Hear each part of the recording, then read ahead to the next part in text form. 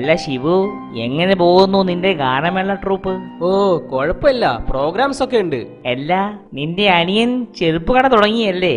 ആ അതെ, ജംഗ്ഷനിലാ കട. നീയുള്ളത് കൊണ്ട് അവൻ രക്ഷപ്പെട്ടു. മനസ്സിലായില്ല. അല്ല, നിനക്ക് കിട്ടുന്ന ചെരുപ്പ് മുഴുവൻ അനിയന് കൊടുക്കാലോ.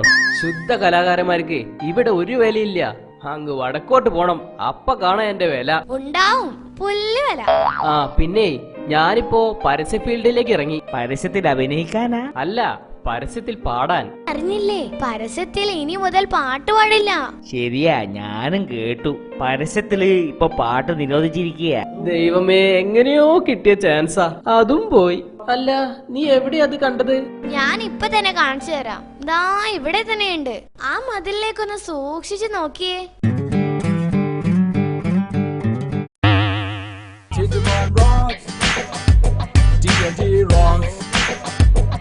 D&D rocks.